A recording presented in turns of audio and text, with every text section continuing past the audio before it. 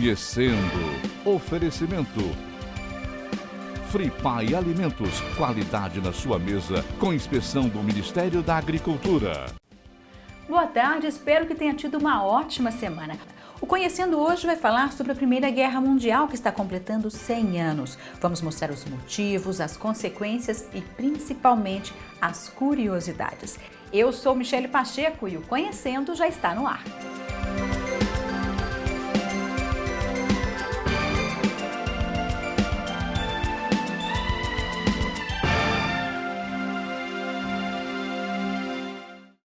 O cuidado com a sua saúde começa na seleção dos animais. Nossa produção é feita com respeito ao meio ambiente e alta tecnologia.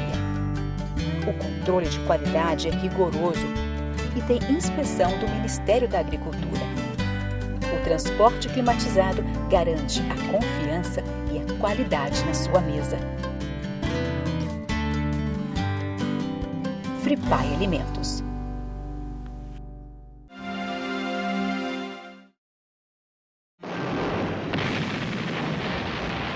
Para entender a Primeira Guerra Mundial, a gente tem que voltar lá na Europa do final do século XIX. A França e a Inglaterra tinham conseguido a melhor parte da divisão da África e da Ásia. A Alemanha e a Itália não estavam muito satisfeitas com os territórios que sobraram, que eram menos lucrativos. Os jornais e livros históricos relatam ainda que havia nesse período uma corrida armamentista. Todos queriam proteger o que tinham e conquistar o que era do outro. Nessa confusão toda, o assassinato do herdeiro do Império Austro-Húngaro provocou a Primeira Guerra Mundial. Eu vou ler um trecho de um outro livro que relata bem essa parte. A Primeira Guerra Mundial foi diferente de todas as conhecidas antes ou das que ocorreram depois. Começou com uma promessa de esplendor, honra e glória. Terminou como um conflito genocida, em escalas sem precedentes. Um ato de carnificina sem sentido, que continuou até um estado de exaustão, instalado porque ninguém sabia como fazê-lo parar. Esses livros fazem parte da coleção do professor Expedito, que é um pesquisador militar. Professor, esse assassinato do Francisco Ferdinando foi só uma gotinha d'água, né? Sim, ele foi como eu disse, a gota d'água para transbordar o copo. E aí o mundo entrou numa conflagração, porque as alianças começaram a ser formadas e houve a declaração de guerra da Áustria, do Império Austro-Húngaro contra os sérvios, que tinha apoio dos russos, por sua vez eram aliados dos ingleses, com os franceses, que acabou envolvendo a Alemanha, e aí aquele tabuleiro de xadrez na Europa começou a se mover. E a França já tinha um recalque de território que perdeu para a Alemanha. Sim, são requisitos da Guerra Franco-Prussiana de 1871. Né? Então, tudo isso aflorou naquele momento e o mundo entrou na Primeira Guerra Mundial. E ela começou a se expandir. Na verdade, ela foi a Grande Guerra. Ela só se torna Primeira Guerra Mundial após a ocorrência da Segunda. O senhor tem uma coleção histórica de livros e objetos. Podemos fazer uma viagem pela Primeira Guerra Mundial dentro da sua coleção? Podemos olhar alguma coisa. Isso aí não é problema. Nós temos, vou mostrar aqui, ó. Temos algo. Isso aqui é uma coleção de jornais alemães da Primeira Guerra Mundial, que vai de 1914, novembro de 14 a março de 1915. São ligados à área de fotografias da guerra. Então você tem aqui o dia a dia da guerra. E a gente observa que havia uma cultura de registro, né? Sim. Eles divulgavam o que acontecia. Eles achavam que a guerra ia ser uma guerra rápida, né? Até o Natal tudo estaria resolvido. Então eles esperavam passar o ano novo em casa com a vitória. Só que não foi demorou, bem assim. Não, começou em 14, foi terminar às vésperas do Natal de 1918. Então você tem publicações alemãs, você tem publicações também de propagandas que eram vendidas aqui, ó, em Portugal. Então você tem editado em vários idiomas. Então você consegue acompanhar, você vê que isso era uma coisa divulgada, mostrando trincheiras, mostrando o pessoal em posição de combate no início da Primeira Guerra, né? Os locais destruídos, os armazéns para alimentar os soldados, tudo isso, os hospitais de campanha. E era um esforço de guerra muito grande. Sim, era uma logística fantástica, né? Você alimentar milhões de pessoas era algo, até então, não havia uma guerra dessas dimensões ocorridas no mundo. E o senhor guardou objetos da guerra, conseguiu comprar? Sim, nós temos, além disso, temos medalhas, temos capacetes. Então aqui, por exemplo, você tem medalhas alemãs, por exemplo, tão cobiçada Cruz de Ferro alemã, essa é a original da Primeira Guerra Mundial. Ela parece com aquela que foi usada por Hitler na Segunda Sim, Guerra. o Hitler reinstituiu isso a partir de 1939. O que vai mudar é que vão tirar a coroa imperial, o nome do imperador, a inicial do nome do imperador e a data de 1914, né? Que a outra vai ter a suástica no lugar do nome do Kaiser e vai ter a data de 39. Armamentos, né? Nessa época tinha... Tinha muita coisa. Aqui, ó. Nós temos aqui uma pistola alemã da Primeira Guerra, uma pistola Mauser alemã. Nesse período, nessa corrida armamentista entre o final do século XIX e o século XX, eles se equiparam, eles investiram na indústria bélica? Investiram pesado. Né? Aliás, esse foi o grande boom da Primeira Guerra. Né? Você tem aqui, isso é munição, é granada, uma granada inglesa da Primeira Guerra Mundial, chamada Mills. Você tem munição de canhoneira britânica da Primeira Guerra, que a Marinha do Brasil operava com isso, né? Então você vê que a gente vai guardando esse material. Onde o senhor conseguiu todo esse material? Isso a gente vai herdando de pessoal, comprando de famílias. Muita coisa veio para Juiz de Fora, para a Marinha. Como a Marinha ficou... Isso aqui, por exemplo, são munições que vieram para Juiz de Fora, porque aqui em Juiz de Fora existia uma empresa, que era a Mecânica Progresso, que era de um alemão, que fabricava esse tipo de coisa. Então eles trouxeram para cá, um de cada, para poder mostrar. Eu herdei esse material deles. Então eles guardaram esse material, não se jogou fora. Então a gente pôde depois descobrir essas coisas. E você tem capacete, vou mostrar a parte aqui que eu acho que é mais interessante aqui. Aqui nós temos, ó. Deixa eu ver se eu consigo tirar um aqui. É um ícone da Primeira Guerra Mundial. Ó, um capacete alemão, uma faca de trincheira alemã. É aço. Ferro, Aço. Pesado. Pesado. E isso vai ser desenvolvido depois na segunda. Esse é o modelo 16. Imagina você num campo de batalha. Não, e esse aqui ainda falta o interior dele, ele não está completo. Tem um cinto. Por exemplo, você tem um cinto. Em Deus nós confiamos, porque Deus estava do lado de todos. Só que cada um achava que ele apoiava um lado. Né? E a Primeira Guerra Mundial ficou tanto na mente que a empresa editava guias para você visitar os campos de batalha na década de 20. Aqui você tem a região de Argonne, aqui você tem a região de Verdun. Como se fosse um turismo de guerra. Sim, turismo de guerra, que você pudesse visitar com a localização, o roteiro, as estradas que você seguia e você tinha acesso aos locais. Professor, a gente observa um certo culto à história da guerra, à preservação da história da guerra entre os europeus. Isso se reflete nesses materiais que o senhor conseguiu reunir? Sim, isso existe É só ver a quantidade de museus que eles preservam, né? Eles vivem de turismo.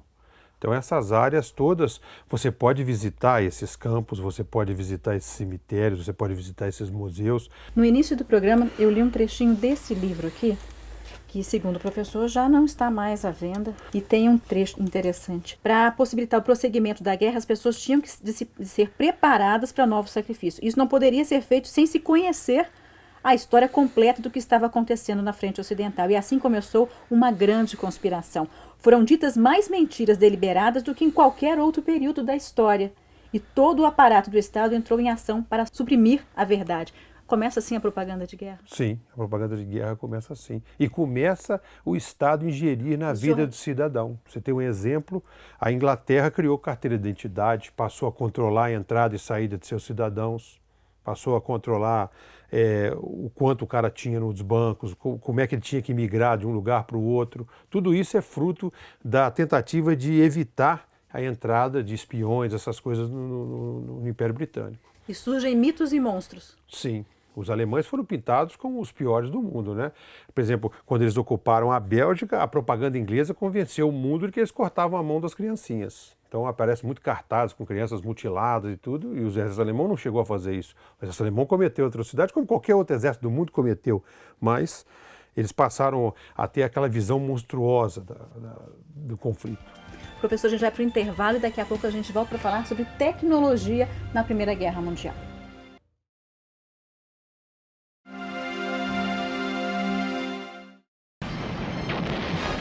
O Conhecendo está de volta e vamos seguir com a nossa viagem pela Primeira Guerra Mundial. O professor Expedito vai falar um pouquinho agora sobre as tecnologias desenvolvidas durante a Primeira Guerra.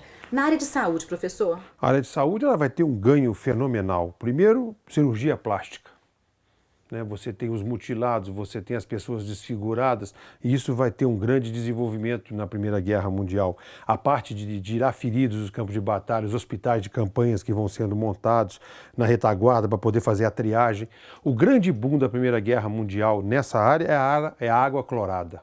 O que nós temos hoje em nossas casas era uma raridade naquela época.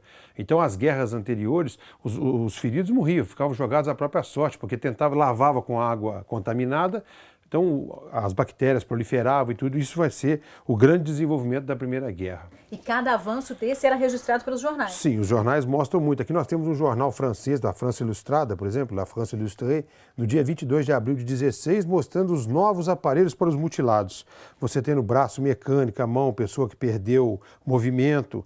Então, isso tudo eles conseguiam fazer para poder melhorar o dia a dia desse pessoal. Como que era o atendimento deles no campo de batalha? Porque era uma guerra complicada para você ter acesso aos lugares onde estavam os feridos. Sim, você tinha que tirar os feridos daquela região, que era uma região, às vezes, lamacenta, que chovia muito naquelas áreas, e transportá-los na mão, por invés de macas, através de pequenos veículos, até levar a um hospital que fazia a triagem, para poder mandar para um hospital maior para fazer as amputações, para fazer as cirurgias. A participação dos brasileiros na guerra foi nessa área de saúde? Sim, o Brasil mandou um pequeno contingente na área de saúde para a guerra. Embora tivemos alguns oficiais brasileiros que lutaram do lado do exército francês e que acabaram trazendo esses ensinamentos para o Brasil no pós-Primeira Guerra.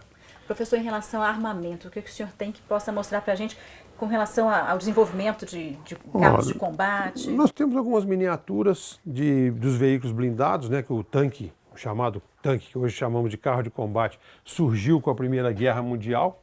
Aqui nós temos o modelo padrão inglês, que aqui no caso é um Mark IV. Essa geringonça era feita em 3 fases. Esse aqui é um carro macho, porque ele é armado com canhão. Existia o fêmea, que era armado com metralhadora, e o hermafrodita, que usava canhão e metralhadora. Então isso vai ser, o primeiro emprego vai surgir em 1916. É uma novidade. É uma novidade. E vai levar os alemães a desenvolver a parte deles. Então os alemães vão desenvolver esse blindado aqui, 17 homens dentro desse carro para fazê-lo movimentar. Professor, se foi uma guerra de trincheiras, A Primeira Guerra Mundial foi conhecida como guerra de trincheiras. Sim, na frente ocidental. Isso, esses carros de combate, eles ajudavam a conquistar, porque eu imagino que os soldados escondidos... Não, esses carros, a guerra começou de 14 e 15, é uma guerra de movimento. Aí ela estaciona com as trincheiras, então você tem que morrer muita gente para você conquistar pequenas porções de terreno, e isso cria a guerra do imobilismo, que vai durar até mais ou menos 1917. Porque em 16 os ingleses testaram os carros de combate e viram que ele tinha chance. Então esses carros trouxeram nova mobilidade para a guerra. Então 17 e 18 vai ser o período que vai se desenvolver. E a isso se agrega o desenvolvimento da aviação. Porque a aviação, na Primeira Guerra, ela surge como uma aviação de observação. Você sobrevoava o inimigo, alguém anotava o que estava acontecendo e isso ia. Então, eu dou um exemplo típico do avião na Primeira Guerra. Ele voava a 3.000 metros de altura a 80 km por hora. Quando a guerra terminou, ele voava a 6.000 metros de altura a 200 km por hora e carregava 450 kg de armamento. E depois da guerra, o que foi feito desses aviões todos, com tanta tecnologia? Os aviões alemães foram destruídos. Os alemães puderam só ter aviões para usos civis. E os outros países foram adaptando esses aviões e começou a criar as empresas de aviação. Porque você tinha excesso de gente qualificada para operar os aviões. Apenas não atiravam nos outros. Transportava passageiro e transportava mala do correio. Professor, hoje a gente tem a televisão que propaga imagens pelo mundo inteiro, mas a fotografia, ela sempre teve e vai continuar tendo um papel fundamental. Qual a participação da fotografia na Primeira Guerra Mundial? O que mudou? A fotografia na Primeira Guerra Mundial mudou que ela passou a ser impressa em jornais. Então o público tinha um acesso quase que restrito ao que os jornais publicavam, ao que a censura permitia que cada país fizesse. Mas o curioso também é que a fotografia colorida surge na Primeira Guerra Mundial. Então as primeiras fotos coloridas, aqui nós temos um álbum francês da Primeira Guerra Mundial, mostrando imagens coloridas com soldados das colônias francesas que combatiam pela França, o dia a dia numa trincheira, porque as cenas não podem ser de movimento. 20 minutos cada foto dessa levava a ser gravada no vidro. Parado? Parado, 20 minutos para poder gravar. Então, são as primeiras fotos coloridas do mundo. Isso é uma coisa importante. E isso vai gerar todo um desenvolvimento na área de propaganda. Você vai ter uma escala muito grande em postais, de revistas e tudo isso que vai sendo publicado ao longo da guerra. E voltamos a falar da propaganda de guerra. Sim, a propaganda de guerra. Não só os cartazes, como isso tudo. Isso foi o grande momento que perdura até os nossos dias. Eu queria que o senhor mostrasse para o nosso público aquilo que me mostrou e eu fiquei encantada. A sua coleção de postais da guerra. Aqui nós temos, por exemplo, curiosidade. Postais ingleses mostrando a infantaria avançando com os carros de combate. Por exemplo, um tanque inglês tomando uma trincheira alemã. E existem cenas de batalhas, por exemplo, aqui nós temos a guerra na parte do Império Otomano com a Turquia. E aí você tem parte de uniformes retratadas em postais. Os alemães faziam postais mostrando, roubando a Torre Eiffel, bombardeando Londres. Eu imagino a reação de quem estava, da família que estava em casa, ou das pessoas que não tinham contato direto com os campos de batalha, vendo essas imagens. O que passava pela cabeça? E justificava a guerra, né? Porque a guerra, você precisa acreditar para entrar nela. Então, cada país fez com que o seu cidadão comum trabalhasse nas empresas, aí a mulher vai ter um papel importante, porque a ausência de homens nas fábricas vai trazer a mulher para o mercado de trabalho, e isso vai se consolidar já na Segunda Guerra Mundial, e hoje faz parte do nosso dia a dia. Então a mulher vai substituir o trabalhador, o forjador, o ferreiro, todo mundo nessas áreas para poder fazer uma fábrica de motores, tudo isso vai ter. Então eu acho que isso aí foi uma emancipação muito grande para a época. Bom, daqui a pouquinho a gente volta para falar sobre as consequências da Primeira Guerra Mundial.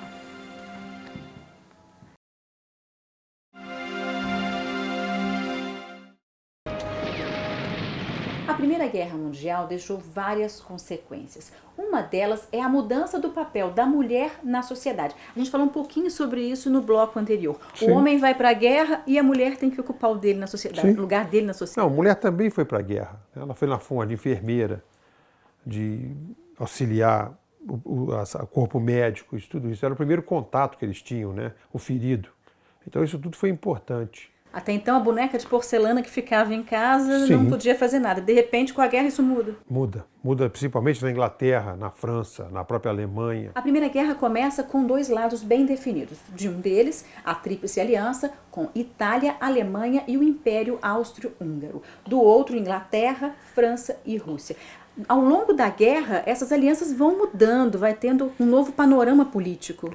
Sim, a guerra vai trazer... Ao final da guerra, você vai ter a desintegração de três impérios importantes. Você vai ter o Império Alemão, os alemães vão perder as colônias, principalmente na África. Você vai ter a queda do Império Austro-Húngaro, que vai se fragmentar em vários países na Europa Central. Você vai ter a Revolução Russa, que vai trazer uma outra dimensão para a própria Rússia, né, em si, que vai gerar em 22 a criação da União das Repúblicas Socialistas Soviéticas, que são aqueles países que vão ficar sob o tacão da antiga Rússia, e você vai ter o desmoronamento do Império Otomano, que é a área que a Turquia dominava. Então você vai ter um novo mapa no pós-Primeira Guerra, que vai ser aquela região do Oriente Médio, essas regiões conflagradas hoje, né? A gente às vezes não entende as crises que estão acontecendo, mas elas são frutos de tudo isso da Primeira Guerra. E vai surgir países novos para separar a Alemanha da Rússia. Então você vai ter uma Polônia, você vai ter outros países que vão surgir como estado tampão para afastar um do outro. Um novo mapa geopolítico. Um novo mapa geopolítico. Quem pegar o mapa de 14 e depois pegar o de 18 vai ver uma diferença fenomenal. A Alemanha encolhe, né? Ela perde territórios que ela conquistou na Guerra Franco-Prussiana de 1871. A entrada dos Estados Unidos na guerra ajudou a terminar com os conflitos e garantiu a vitória da Entente. Sim, a entrada da América na guerra foi algo assim que realmente foi decisivo para a vitória dos aliados. 2 milhões de homens em armas, dos 5 milhões mobilizados e toda a indústria americana trabalhando em prol do apoio aos aliados, trouxe novo fôlego à guerra E os alemães não conseguiram dar continuidade a isso em função de já terem lutando durante 4 anos, o seu exército já estava bem desgastado, suas indústrias já estavam no limite. Você tem o novo mapa, como é que se diz, do mundo, onde aparece os Estados Unidos como uma potência emergente, que vai se consolidar na Segunda Guerra. Professor, me corrija se eu estiver errada, mas a principal consequência da Primeira Guerra, a gente pode dizer que foi a Segunda Guerra? Sim. Aliás, muitos historiadores dizem que a Segunda Guerra Mundial é a continuação da Primeira, com um pequeno intervalo de 20 anos. O Tratado de Versalhes de 19 e a ascensão do nazismo na Alemanha até a eclosão da Segunda Guerra em 39, com os problemas da Primeira Guerra, né, como fruto daquilo tudo. Quando o professor se refere ao Tratado de Versalhes, foi aquele acordo assinado na França que deu fim mesmo à Primeira Guerra Mundial. Só que ele colocou de forma muito dura para os derrotados o preço da guerra. Em torno de 10 milhões de mortos, não é isso? Sim, professor? a guerra tem 20 milhões de feridos e 10 milhões de mortos, todos os países, né, somados. E no final das contas, quem paga a conta é a Alemanha. Foi a Alemanha. A Alemanha foi praticamente o único país que foi condenado a pagar essa conta ao longo como responsável pela Primeira Guerra Mundial. E pelos relatos históricos, são 33 milhões de dívida da Alemanha. O país empobreceu, o país se revoltou com isso foi fomentando essas revoltas? Sim, com a queda do Império Alemão, instaurou-se a República, que vai ser a República de Weimar, e o país foi ocupado por tropas francesas, por outros países ingleses, ocuparam as regiões de indústrias alemãs, que é a região do Ruhr, e isso trouxe sérios problemas para a Alemanha, porque ela teve que pagar altas indenizações, perdeu o seu exército, perdeu sua capacidade combativa, e isso trouxe uma frustração muito grande e uma inflação enorme também, né? Então, tudo isso vai gerar um descontentamento da população que vai apoiar os regimes totalitários que vão surgir nos anos 20, né? Quando o senhor fala de regime totalitário, a gente não pode se esquecer de um homem que lutou na Primeira Guerra Mundial e nesse período, entre guerras, se tornou um dos nomes mais famosos do mundo. Qual o papel do Hitler nesse período do pós-guerra? Sim, ele virou... a Alemanha? Não, ele primeiro não era alemão, ele era austríaco, né? E ele conseguiu lutar pelo exército alemão na Primeira Guerra, foi ferido em batalha, né? Teve problema da guerra química, ele é das vítimas dos gases que eram lançados no campo de batalha, e ele depois se torna um político importante e ele quer voltar à Alemanha a ter esse papel importante. Professor, para a gente encerrar, o que o senhor teria como resumo da Primeira Guerra? O que o senhor acha que ela deixou como maior herança? Eu acho que o legado tecnológico da Primeira Guerra Mundial é algo assim, de extrema importância, né? É um legado que merece ser compreendido e ele está sendo utilizado até os nossos dias. Você tem um desenvolvimento em todos os setores, seja no céu, seja na terra, seja no mar. Tudo foi fruto daquilo, né? Submarinos, aviões, os carros de combate, né? Os famosos tanques, tudo isso foi a própria artilharia, o desenvolvimento. Então a Primeira Guerra Mundial ela conseguiu criar armas cada vez mais letais que culminaram nas armas que nós temos hoje. É só olhar a guerra do Iraque, é só olhar as guerras atuais que estão acontecendo, é tudo ensinamento da Primeira. Obrigada ao professor Expedito por essa aula de história e principalmente por preservar tantas memórias. Mande sua opinião pelo Facebook ou pelo e-mail. O Conhecendo fica por aqui e a gente se vê no sábado que vem a partir de 1 da tarde. Um ótimo final de semana e até lá!